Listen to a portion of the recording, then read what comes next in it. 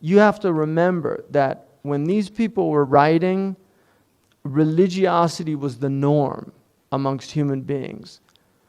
The idea of not doing foundational dhikr was just unheard of. So he's talking about people that want to go above and beyond, like these 1,001 days of khalwa that they used to do here. Most of you, if you're from Muslim countries originally, I know a lot of you are living in the West, but many of you are from Muslim backgrounds.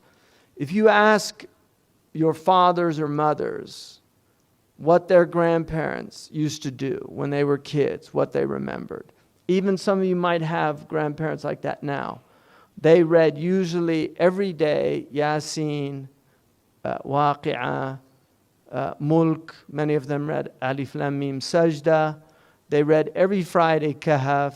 Many of them Hud with Kahf. They did the adhkar every morning and evening. Many of them did Dalail Khairat every day as a wird. This was common all over the Muslim world. And these were common people. These aren't like the elect. This is just what average Muslims did. If you're asking about dhikr, first, just do the average stuff.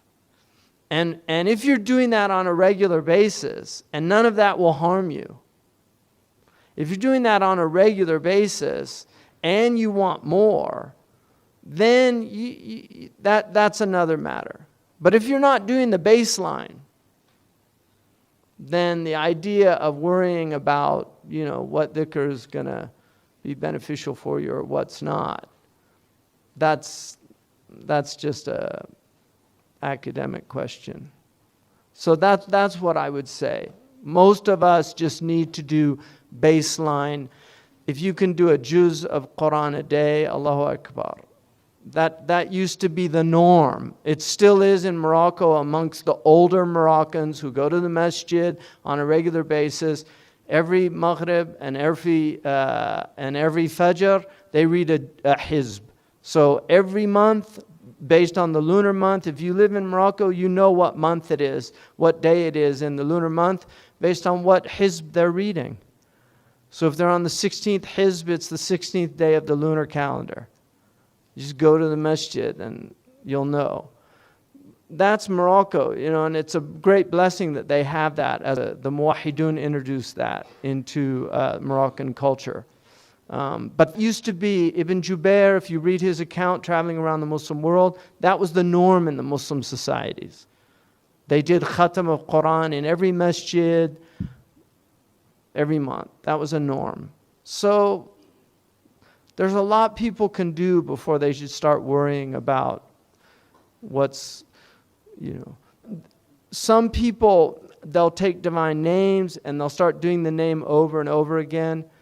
And that can be, it can have dangerous effects if you're not ready. You can have, and I'm telling you from experience, because I know somebody who started doing the Ism al-Mufrad over and over again, and he ended up in a straitjacket in an insane asylum. And I know that person personally. So I'm talking about that some people are imbalanced, and if they start doing a lot of dhikr, it can actually have a dangerous effect on them based on their pre-existing psychotic condition, right? But people it's easy to go to sleep and do that. But dhikr is, dhakara in Arabic, the root of it is to be kicked in the groin, right? That's the root meaning of the word. It's like, it's being present, right? Because if you want to get somebody present quick, just kick them in the groin, they'll be present. Won't be thinking about yesterday or what they're going to do tomorrow. They'll be right there with you. So dhikr is to remember your Lord, to be present with your Lord. And That's very difficult to be present. It's difficult. It takes a lot of energy to be present with people. Most people aren't present. When you talk to them, they're not. They're somewhere else. And you can see it in their eyes when they're talking to you. That's the most people. And when you go to these places where there's, the glitterati are walking around, when people are having conversations with you, they're literally like this.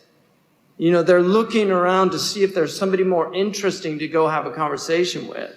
So they're not, it's so rude, but it's amazing. So if you go to any of these Hollywood events or any of that, that's where the people are. They're not with you. They're never with you. They're with somebody else. They're off somewhere else. Because it's a gift to be present with people, just to be with the person that you're with, not to want to be with somebody else. And the Prophet ﷺ was always with the person he was talking to. He was never somewhere else. The benefit of the dhikr of all of these names and attributes, all of these benefits are in dhikr al-fard. It's in the single dhikr, and that's saying Allah, Allah, Allah. And that is the extreme, that is the furthest purpose or end, and it's where everything arrives to. So, and that's not something, to do that consistently, you do need help. So I wouldn't encourage anybody to do that. The best thing is to focus on your prayer in its time, to do the dhikrs, especially the du'as the Prophet gave us to do every morning and evening, those type things. That's the most important thing. Be consistent in those. For people that are really serious and are getting up at night and doing things, then you need some help. Gain some help from somebody who has authority in that area, and that's true. The dhikr al-fard, there's a debate about it. I was actually surprised to find this in the book because of Ibn Juzay. But it's definitely the Shadri, Abu Hassan, Ibn Ata'illah, they're from that school. Not all the schools do that, doing Allah, Allah, Allah, doing the dhikr al-fard. There's good hadith. The Prophet said the end of time won't come until people stop saying Allah, Allah, Allah. So, I'm talking about, this is a science. It's an experimental science, and just like any experimental science, you do things, things happen. It's like chemistry. You put this chemical in with this one, you get a reaction. Some of those reactions in chemistry are dangerous. When you get a chemistry kit for children, there's warnings, right? Certain things are done in the supervision of an adult. Well, it's like that with dhikr. There's certain things that you need the supervision of somebody that knows the effect. There's people that do names and they go crazy. And I've seen this, so I'm talking from experience. I have seen there's something called spiritual psychosis. It's real and it happens to people. There are people that do too much dhikr and they start getting psychotic.